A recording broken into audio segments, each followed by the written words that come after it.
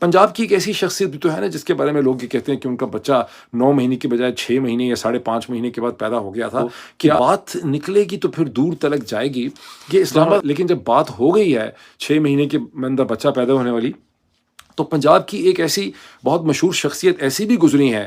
پنجاب کے ایک بہت مشہور طاقتور چیف منسٹر ہوتے تھے کسی زمانے میں، جو افیئر لڑایا کرتے تھے سرکاری گاڑیوں کے اندر.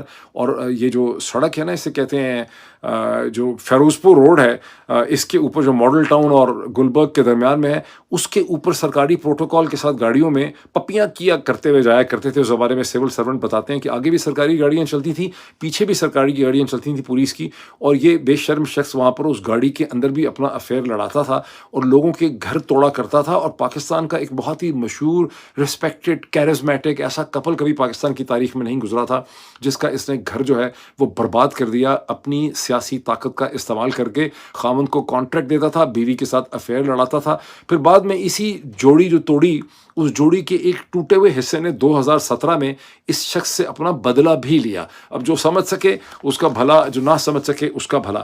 پھر یہ جو اتنی مشہور شخصیت گزری ہے، بات نکلے گی تو پھر دور تلک جائے گی. اس مشہور شخصیت کا ایک دوسرا بھائی بھی ہے جو اس سے بھی زیادہ گھٹیا اور کمزور ہے اس معاملے میں. اس نے ساری عمر کبھی بھی اپنے زور بازو میں کسی عورت سے اس کو کچھ کہنے کی میرے خیال ہمت نہیں ہو سکی. کچھ لوگ ایسے ہوتے ہیں آدمی ایسے ہوتے ہیں جن کی شخصیت میں، جیسے عمران خان ہے، جن کی شخصیت میں اتنی مقناطیسی طاقت ہوتی ہے کہ وہ عورتوں کو امپریس کرتے ہیں ساری عمر. لیکن کچھ ایسے بیچارے ناکام آدمی ہوتے ہیں کہ ان کو سرکاری لاؤ لشکر بھی چاہیے ہوتا ہے، ان کو گاڑیاں بھی سرکاری چاہیے ہوتی ہیں، سرکاری خرچہ بھی چاہیے ہوتا ہے، تحفے بھی چاہیے ہوتے ہیں، بڑے بڑے گھر بھی چاہیے ہوتے ہیں، پتہ نہیں بہت مہنگے ٹرپ بھی چاہیے ہوتے ہیں، پھر جا کے کوئی عورت جو ہے اس کو وہ امپریس کر سکتے ہیں. تو یہ جس دوسرے شخص کی میں بات کرنے والا ہوں، بات نکلے گی تو پھر دور تلک جائے گی، یہ وہ ایک کمزور ترین آدمی ہے جس نے ساری عمر اپنی سب آرڈینیٹ افسروں کے ساتھ اور اپنے سب آرڈینیٹ افسروں کی بیویوں کے ساتھ افیئر لڑائے. یعنی آپ اندازہ لگائیں کہ جو سب سے بڑا جرم ہو سکتا ہے ماڈرن پوسٹ انڈسٹریل، یعنی ماڈرن جو سوسائٹی ہے، جو ڈیولپ دنیا ہے، کہ آپ اپنی ایک سب آرڈینیٹ عورت سے جو آپ کے نیچے کام کرتی ہے یا جس کا خامد آپ کے ماتحت کام کرتا ہے، اس عورت کے ساتھ اپنی طاقت، اپنی سرکاری طاقت کا یا اپنی کارپوریٹ طاقت کا استعمال کرتے ہوئے آپ افیئر لڑاتے ہیں. یہ وہ گھٹیا شخص ہے یہاں کی سیاست کا. اور اس کا ایک انسیڈنٹ تو یہ بھی ہے کہ کسی کالج یا یونیورسٹی کے اندر ایک پرائز ڈسٹریبیوشن، میڈل ڈسٹریبیوشن ہو رہی تھی، وہاں اس کو چیف گیسٹ کے طور پہ بلایا گیا. 21 سال کی 22 سال کی ایک لڑکی کو جب یہ میڈل پہنا رہا تھا، اس نے سر اپنا نیچے کیا، وہیں اس کو اس سے محبت اور عشق ہو گئی. اور اس نے وہاں پر بھی، اس کے پیرنٹس غریب تھے، ان کو نکاح نامہ دے کے اس سے جو ہے وہ یہ نکاح نامہ دخ کے عقد کر لیا. اچھا، اب یہ جو نکاح نامے کہتے ہیں، جو پولیس آفیسروں سے مجھے پتہ چلا کہ اس شخصیت نے پتہ نہیں کتنے اس قسم کے عقد اور نکاح نامے کیے.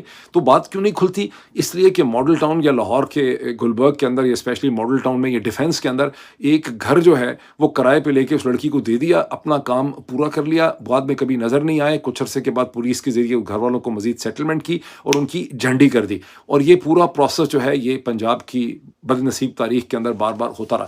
اس امپورٹنٹ جو یہ بڑی اہم شخصیت ہے پاکستان کی، اس کے صاحبزادے نے بھی یہی کام سیکھا.